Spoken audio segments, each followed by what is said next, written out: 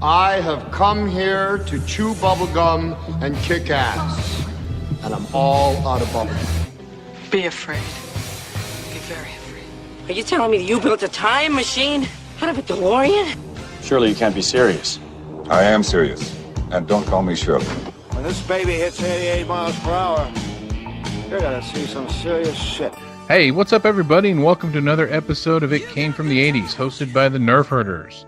It's a gathering of old friends who try to stay cool in the 21st century while reliving our childhood dreams. I'm your host, Carter, and joining us as always on the podcast is Ray, the critic after the credits. And rounding out our trio is Jason, the token millennial resident nerd, and that jackass that won't shut up. So guys, what's on the agenda this week? All right, guys. Ray, tell us about the love affair with Michael J. Fox. You mean Alex P. Keaton? Oh, I would love to. Or Marty McFly, or No, Scott. Scott, what was Scott's last name? And Howard? Scott Howard. How do you not know this stuff, man? Anyway, so the year was 1985. 6-year-old Ray Little loved going to the movies, and he had his mind blown when he left the theater of watching Back to the Future, where he saw Alex P. Keaton, a 17-year-old Marty McFly, go back into the future, and everything and anything was possible in my mind after that. This movie was awesome. I mean, it's a classic 80s movie about a guy who was trying to get some from his girl, finds out that his dad's boss wrecked the car, doesn't know what he's going to do, then gets a call from a mad scientist saying, hey, I got some plutonium and a DeLorean. Let's see what this puppy will do. Speaking of puppy, they actually sent Einstein forward or backwards in time 2 minutes. 1 minute, 1 minute into the future. Well, whatever. 1 minute into the future, which I thought was cool. I liked his dog's name was Einstein. So then after, the doc gets shot, Marty's like, I don't know what to do. So he takes off in his cool DeLorean, and then he meets his mom. She tries to sexually harass him the whole time. His dad's a nerd. His dad's boss is still a dick, even though it's something we're going to talk about later. That it was probably one of the best movie villains in the 80s, if not ever. He doesn't hook up. Well, he does kind of hook up with his mom. It tastes like an ashtray. He introduces Barry Gordy to Rhythm and Blues, and he gets home just in time to take his girl to the lake. Or does he? Where they're going, they don't need any roads. Dun, dun, dun. I mean, that's just the best way I can describe that movie. Sounds amazing, doesn't it? Gentlemen, what is your take? Oh, man. Well, that's one way of looking at the movie. What'd I miss? Nothing. Chuck Berry, not Barry Gordy, was one. Is it? No, I thought he called... No. He called his cousin Barry. No, not Chuck Berry. No, yeah, Barry Gordy. He was Marvin. Yeah, he was Marvin. Marvin Berry. Yeah, he was called Chuck Berry, his cousin. He called Barry Gordy? Hold on. No, he calls Chuck Berry. No, I thought he called Barry Gordy. My bad. Oh my gosh. Didn't really care that much. It's not true. I was going to say something that I felt that a lot of black people feel about movies, but I'll keep that to myself. Go ahead, though. No, I thought it was a classic 80s film. It's always fun to watch. All of them, in fact. I'll go back and if they're on USA or TNT or TBS, I'll watch them whenever they're on. I'm a sucker for the Back to the Future franchise. You go back and you look at the movie and you talk about the cool factor, and you got to say Marty McFly was the coolest kid of the 80s, hands down. Nobody else could ride a skateboard on the back of a truck. When he drives by the girls doing the jazzercise, all of them love him, and you want to know why. You kind of wonder why. He's just the coolest kid in the world. And unfortunately, he's just mired with a mediocre family. And, like you said, Biff wrecks the car, kind of ruins his lake plans. I don't think scoring was his only objective. I think he wanted to spend some quality time with Jennifer up at the lake, but, it's a PG movie, so let's kind of keep it PG at the time. But no, it's a good movie. Yes, keep it above the pants. Yeah.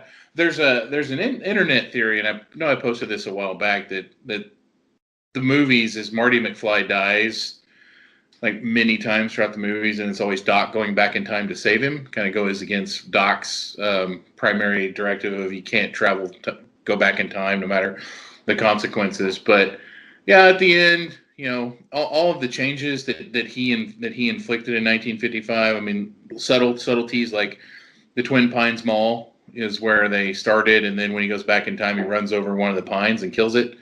So then the mall at the end of the movie is called the Lone Pine Mall, stuff like that. Or the town obviously went to hell before he went back in time because the movie theater was playing, it was like a porn house and all this stuff. And he comes back in the future and it's not so, I don't know what I think E.T. I think was on the billboard, if I remember. But, town seemed to prosper better from him going back to 1955. So overall, it's a fun movie. It's always a fun ride. I always enjoy them. Jason, what was your take? I like the movie. Grew up watching it several times. I was born in 84, so the movie came out in 85, so I was only a year old. So I didn't see it till a little later on in life. I saw the third one in the theaters, which is by far of the three the worst, and I wish they would have stopped at 2. But I think it's a great movie. No, I think the third one's terrible. It just gets more absurd. But I mean, that's kind of the thing. But I disagree. Right, I know during what was it, Porky's, one of the other podcasts, where like the whole premise of the movie was for him to get laid. It wasn't. That was a subplot. Because I mean, car gets wrecked, and then he meets Doc, and then he accidentally warps back in time, and at that point, he's just trying to figure out where he is and realize he's back in when his dad's teenage years were, and of course, interrupts the timeline at that point, and gets involved with Lorraine, and all the craziness ensues there, and he's just trying to fix the past and rebuild his family. And of course, he ends up making a stronger, better family in the end because of him punching Biff in the face and all that.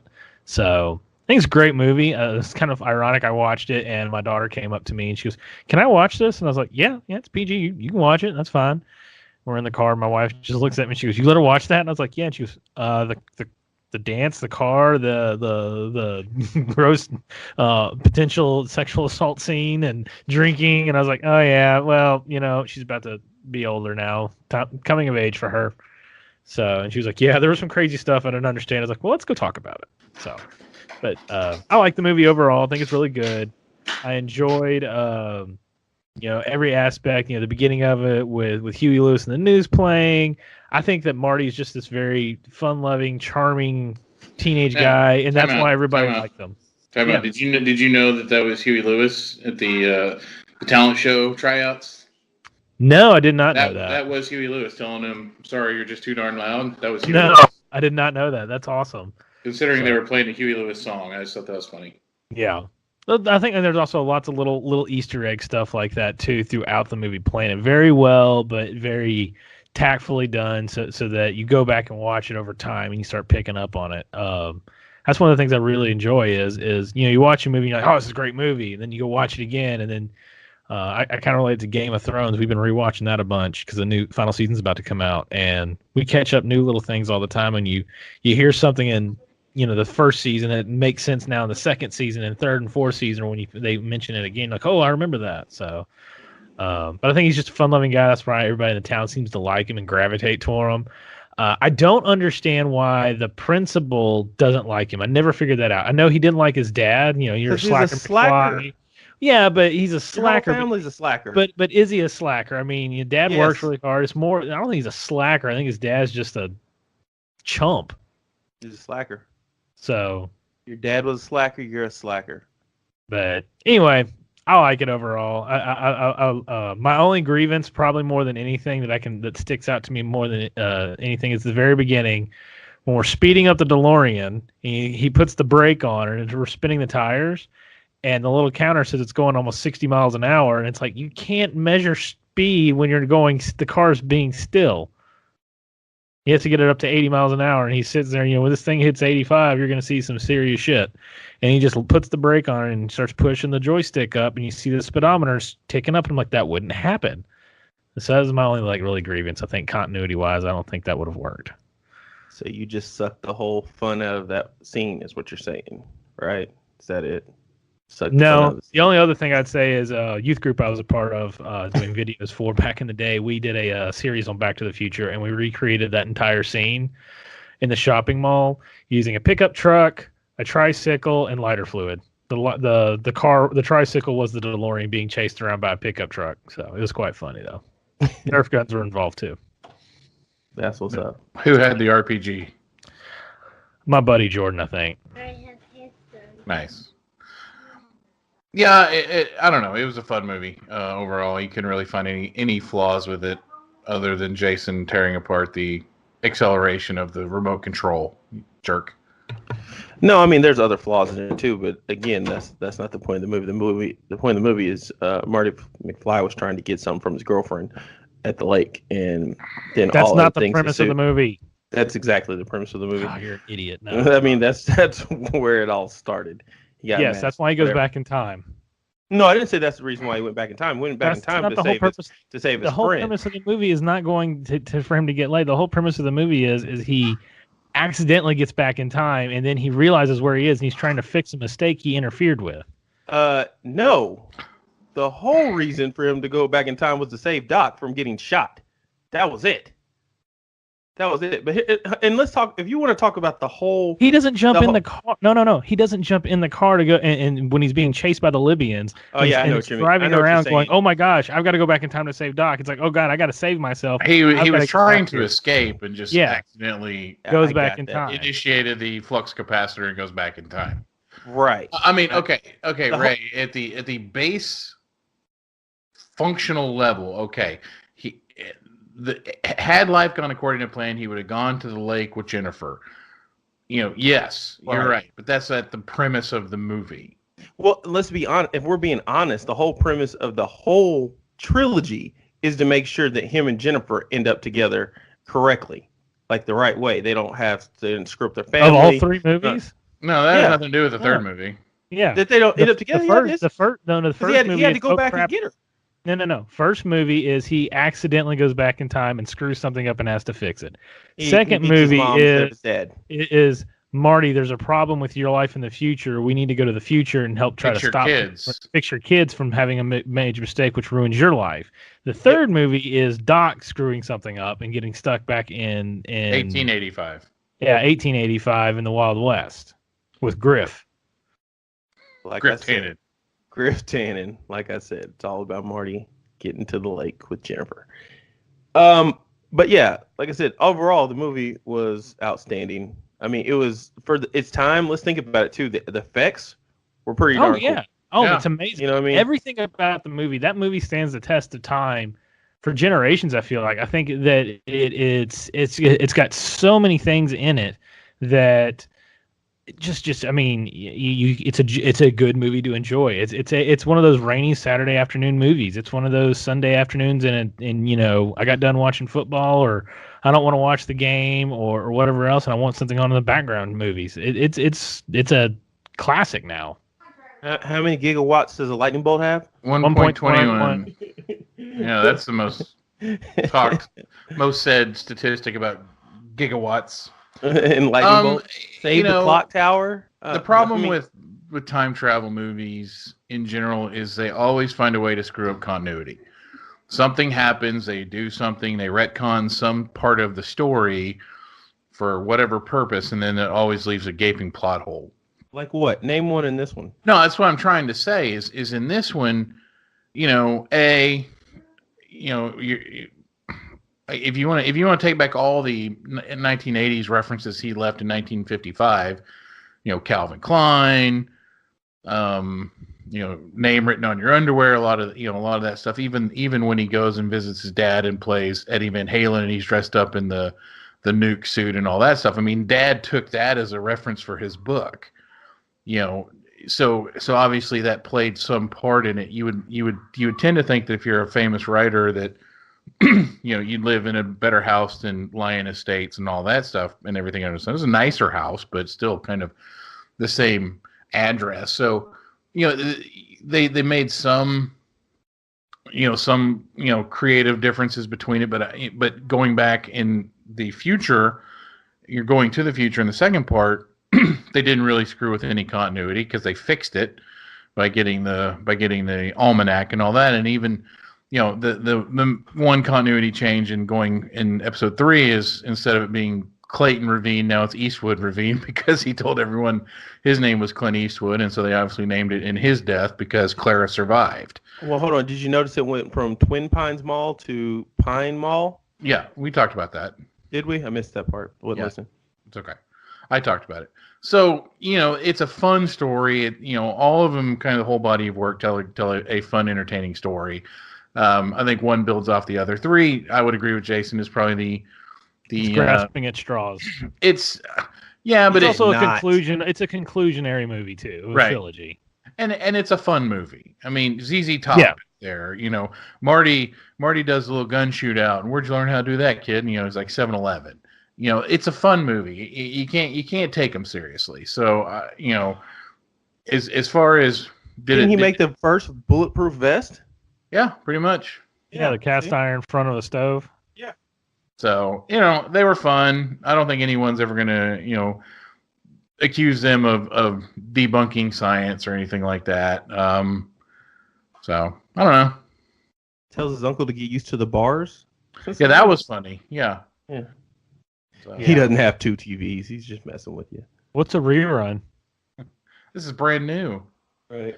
All right. There is probably one thing I think that stands out. Of course, I did a search, and Den of Geek brings up, has a plot holes and paradoxes of the trilogy. And I think one of the ones that's valid to call out is you would think that George and Lorraine would recognize seeing their, when their son looks like the person that basically brought them together in high school. But that was 30 years ago. Do you remember the face of some kid you barely knew 30 years ago?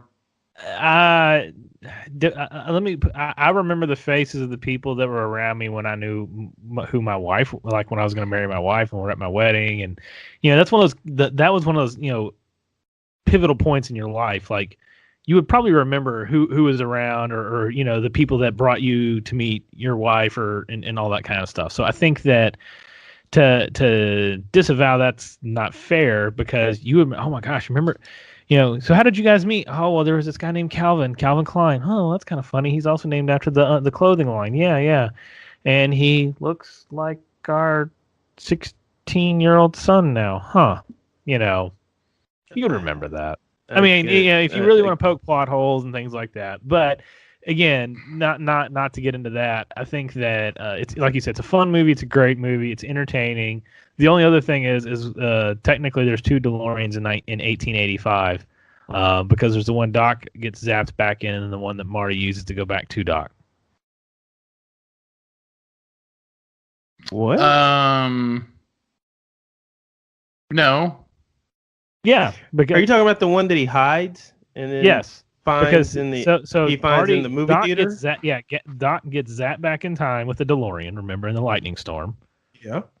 Okay. And then that one's back in 1885 when, buried in a cave. Well, Marty gets that one back and goes the one back. they used. Hold on. Marty goes back in time to 1885 again with the same DeLorean, but technically in 1885, Doc's DeLorean's there and Marty's DeLorean is existing in the same time period. No. You're making my head hurt. No. It's not that Yes. serious. It's Because they had... Technically, Marty is stuck there's Marty 2 is- Martys. Marty is stuck in 1955 without a time machine. No. Yes, he is. At the end of 2, Oh, yeah, you're right. He's stuck without a time machine. Right. So then Doc shows up, or the messenger guy shows up. the messenger shows up with the message. So then Marty and Doc of 1955 go retrofit the time machine that Doc Brown left in the cave. Right. And that's the time machine that Marty takes back to 1885. Right. So but Doc is already in 1885 with the time machine that he puts in the cave. So when it's in the cave, Marty is already coming back with another time machine, according to this article. What? Yeah, I guess so. Makes sense. That's I'll why send it to you in Discord. That's one of the major plot holes of time machines. That's why they all time travel. And then the other ones, couldn't Doc just make gasoline? So yeah, that's the other one. It didn't run off gasoline. The car did. No, it ran off of the fossil fuel stuff. It ran off of Gasoline. plutonium in the one, and then the second one it ran off of garbage because they upgraded it. Yeah. But the No, I car don't still needed, the engine still needed gasoline. Yeah. That's too much. You guys are hurting my head. It was a good movie. Now you guys. No, just they're all hurt my great. head If with we're, it. yeah, see, this is the thing. I'm crushing Ray's dreams right now, and it's really fun. No, you're not. It's just hurting my head. The only thing I brought up, like I said, I was talking to Carter about this, is the fact that if this was like a true representation of how things were supposed to happen, Marty would actually be the first one to disappear before his middle sister and then his older brother. Because he's the last. The picture. Because he's actually the last one to be born, so he'd be the first one to disappear. Yep, valid point. Yeah, that's the only thing But I mean, again, it doesn't matter. It's still a great movie, and Earth Angel and Under the Sea enchanted dances. It's just, and everyone just knew how to dance, and it's just. And Johnny Be Good, played by Barry Gordy. Yes, go. Your kids are gonna love it. Yeah, it's a great movie. All this poking and plotting. You guys, nothing about how Doc swings down from the top of the clock, and then somehow is able to use his massive strength to put the cable together, and then get struck by lightning and be perfectly fine. None of that. You got a problem with that at all. But you guys want to poke it. Yeah, he was grounded. He was grounded. He became a bridge. No, is that what happened? Yeah. So he still lived through that and didn't jump up and be happy and everything. Yeah. That's why his hair's white. Yeah, that's it. His hair was already white. I don't know. Dude, the only other thing to talk about it too is how Marty gets triggered off of the word chicken. Yeah. Oh man.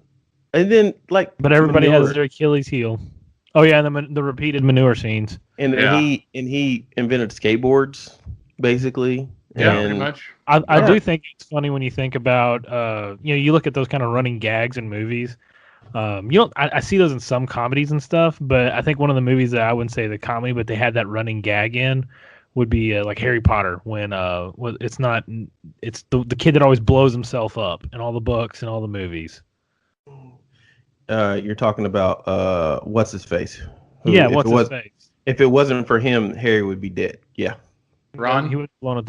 No, Ned or Neb or something. It's not Neville. It's the I forget his name. Oh God, now I'm going to go look it up. But anyway, it's the running gag in the movie, in the books and movies, is because whenever he's trying to cast a spell or something or try something, he blows it up, and it blows up on him. Like he was change a cup of water to rum or something, and it blows up, and he has all the smoke and soot all over his face, and his hair's messed up. And then he's in class in the next one, and it happens, and this and that. And then, of course, in the final movie, McGonagall's like, "I need you to blow up the bridge," and he's like, "Really? Like blow it up?" And she's like, "Boom!" She's like, "Boom!" Because he blows everything up when he's trying to cast a spell. Oh, okay. And so, it's just the running gag is he always blows stuff up. And so in the movies, it's Biff or Griff or whoever in the manure scenes, which I think is great. That was pretty funny. Yeah. Seamus Flanagan? Seamus Flanagan? There you go. Seamus. I don't know. I can't say these names. Yeah. Is Scottish or Irish? I don't know. Him. Seamus Flanagan? That'd probably be an Irish name, yeah. Yeah. Okay, well, I think overall, yeah, they were fun movies. I don't think any of us really found anything totally, unbelievable or dislikable about it. So overall, I think we all gave the movie 2 thumbs up if we had to give a rating to it.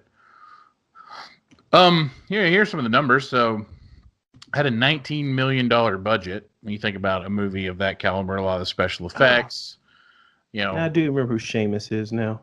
Basically all the sets, everything that they had to redo to reenact 1955. They got away with it for $19 million.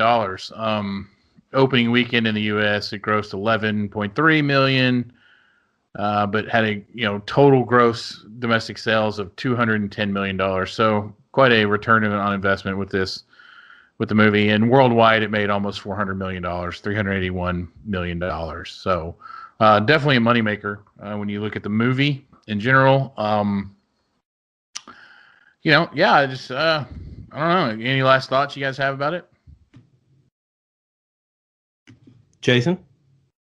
I think it's a great movie. I mean, it's not, I could pick it apart more. I think it's funny how certain movies we just, it's kind of like accepted within the I won't say we're critics officially, but critics and stuff, they'll look at some movies like, you know what, it's a great movie, who cares? And then they'll look at something like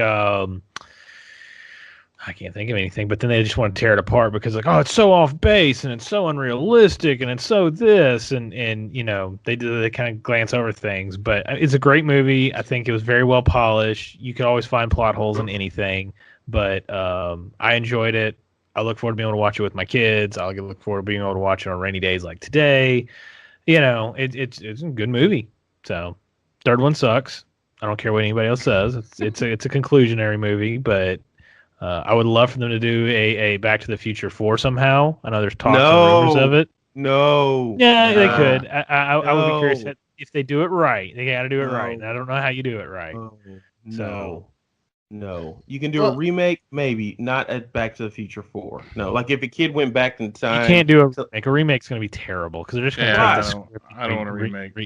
No, I don't want a reboot. So hold on. So you're telling me that if you took a kid now, right, and then sent him back to like the 90s, not even the 90s, because that'd be more fun, to meet his parents, right? And then like you see Walkmans and you see like just things like pagers and stuff like that. People I would think had to use payphones and stuff well, like that. Okay, like, so if he goes, let's put a millennial back in the 90s. That would be funny to watch. Okay, that's what I'm saying. If he goes back, if he goes back 30 years though, okay, so 30 years, put him back in 1988. Okay. So yeah, a millennial in 1988. How would 89. He function? There ain't no cell phone towers anywhere. 89. No cell phone towers anywhere. Right. Yeah, that'd be kind of funny. I'm a millennial, so that's what I'm saying. And I'm just saying, if we did it to where it like, so of course, let's just say we start production now, it comes out 2020, 2021, somewhere around there. That's perfect. 90, 91. There's no cell phone towers. Like, how did you guys get anything, accomplished? That type stuff. Like, barely. There was an email in 1991. There was barely an internet in 1991. Yeah, that'd be kind of funny. Right. And then, like, who was the president in 91? Like, it's just like George Bush. Yeah, and you're like, wait a second. He's been president for, that's his dad? Stuff like that would be hilarious. Yeah, I give you that. That would be fun to watch. And then you're trying to talk about like apps and stuff like that, but you're trying to get your parents together and you're trying to use new ideas to get your parents together. There's no Tinder? How do you people meet? Right. There's no Tinder. We got to go where? A mall? What I'm saying? Just something like that. You know what I mean? That would be hilarious. Ooh, the malls where old people go to walk. Right. Instead of like really kicking it or whatever. So you've convinced me. I think either a modern day retelling or Back to the Future 4, Marty's Kid or something like that. I'd be down for that. That'd be kind of funny. Then you get him like playing like Nintendo or something, like some guy can't make it to past a certain level, and you show, like, you're the first person to show him the water world of Mario Bros. Something, whatever system was out back then. But then it's all about getting your parents together. Sega Genesis, what would be nice? Yes. Yeah. One thing I'd like to throw at the end of this, I think we always struggle to find a good closing to these segments, is I want to ask you guys if you can remember, and Jason, you were one, so you might not be able to recall, but where did you see this movie? Like, can you name the theater? Can you name the town? Can you, some sort of personal retrospect of the movie? I'll start. 1985, I saw this movie at summer camp in Camp Lincoln up in Brainerd, Minnesota when I was a kid. We went to go for a day to the local movie theater. I got to go see it at a movie theater. Well, this kind of isn't fair to me or Jason, because you were like 35 when this movie came out, so you can clearly remember where you were at when you watched it. Where you can clearly remember where you watched these things. Me, like I said, I was like 5, 6, 7, somewhere around there. Yeah. So who knows? I mean, I know I went to the movie theater to watch. I'm sure my dad took me. He's like taking me to movies, but I couldn't tell you. Ray, I could tell you where I saw Bambi when I was 6 years old. I can tell you where I saw Empire Strikes Back when I was 8 years old. I can tell you where I seen every movie I've ever seen. Yeah, I am that guy. My first movie that I can recall seeing, God, this would be embarrassing to even say it, but it was probably Little Mermaid in the theater. I was little. Why is that no embarrassing? pun intended. Uh, I watched Little Mermaid in the theater. Disney princess Well, it's movie. 'cause you have a girl. Yeah. I didn't have a girl when Probably. Little Mermaid was out. I remember saying. sitting around for the old school movies, like something like this. I was probably at my dad's house, and they had one of those projection TVs. This was back when cable boxes, you could hack and get all the scrambled channels and stuff. But I remember I was at home, and what's funny is the weekends I'd stay with my dad. It would be one, we would visit Blockbuster, and in the town we lived in, we were ranked for most rentals in the entire town. We were number 2 at that Blockbuster, next to the fire department, because they all shared an account. That's how much we rented movies and watched Good movies all Lord. the time. Only on weekends. Every other weekend, by the way. Every other weekend. It wasn't a consistent weekend thing. Every other weekend, my dad would take us to Blockbuster, and Would you we guys would rent walk like 60 movies? probably like 2 apiece plus 2 video games apiece. Oh wow. And it would just be Bender watching movies the entire time. We'd either watch movies, or watch movies, go to the lake, and then come back and watch more movies. And just hang out. That's kind of what our pastime was. It's a funny joke. My wife can't stand it, but we'll get around each other at the holidays, and as we're eating, it'll be like, "Save the neck for me, Clark," and then someone will start choking it or coughing. It's like, "Oh, he's just yakking on a bone." We talk in movie quotes, and she was, it's the most baffling thing to her that we can do it. But we just sit around and watch movies. So most of these movies that came out in the early '80s, I saw probably in that living room with a bowl of popcorn, box of candy, and as soon as the movie went off, it was video game time, and we were cranking out the Nintendo, and my brother and I would beat every rental we had within 36 hours, usually. Fun All right. times. Okay. Well, keep that. Let's keep that thing going. I think that's kind of fun. Kind of adds a level of personality to it. So, Nope. well, Jason, I think it's your pick, right? Because I picked Porky's last week, and then Ray. So, what do you got for us to watch this week? I'm telling you, I've been on the struggle bus big time this week, because I want to go after you kind of redoing some stuff for our intro and listening to different '80s songs and stuff that tie into movies. I thought about Transformers, but I think I'm going to hold off on that one. And because they're re-releasing a new miniseries on Sci-Fi of Critters, I want to watch Critters. Critters. All right. Yes. Which one? All of them? 1, 2, 7, 22? What, if you want to do them all, we can. But No, I was just thinking, I don't want to do them all. there's Critters 1 through 4, and then Critters, a new binge that's coming out on Sci-Fi. I'm pretty pumped about. All right. But Critters 1 came out in 1986, and the other one came out in 1988. But I'm gonna go with Critters 1. I don't know which ones of these I've seen, so this should be interesting for me to go back and relive this part of a bad comedy horror movie in my childhood. I think I'm seeing a trend here in our movie picking. Ray picks Michael J. Fox films. I'm picking movies where dudes are trying to score. And Jason, you pick crappy sci-fi. All right. I like where this is going. I picked the more the broad spectrum oddballs. Yeah. Okay. I just You're picked so this excited. movie, so. Masters of the Universe is not a good movie, Ray. Well, All right, guys. I think that wraps up this week's episode of the Midlife Crisis Matinee. I think we covered a classic Michael J. Fox, although Ray calls him Alex P. Keaton film. So Critters, we're getting ready to watch that one. So we'll have a look forward to a week of this and another exciting conversation next Sunday. So for Ray and Jason, I'm your host, Carter. You can find us on Twitter at Nerf Herder Radio.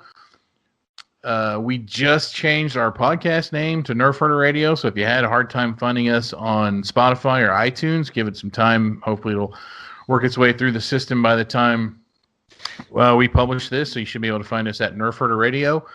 Then we're going to work on launching some of those other podcasts we've been talking about doing, so stay tuned for that. We're kind of excited about that. Going to tackle a couple different subjects and try to have some more in-depth conversations about cool shit. So hit us up, man. Hit us up on podcast on Twitter. Leave us likes and follows, and give us some feedback. Tell us what you like, what you don't like. If you want us, if the audience would love to pick a movie, we would love to talk about it.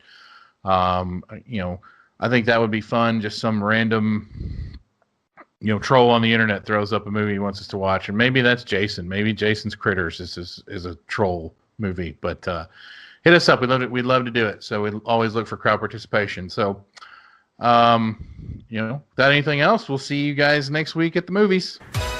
Life moves pretty fast. You don't stop and look around once in a while, you could miss it. May the force be with you. Seize the day. I'll be back. So say good night to the back. You can be my wingman anytime. Bullshit. You can be mine.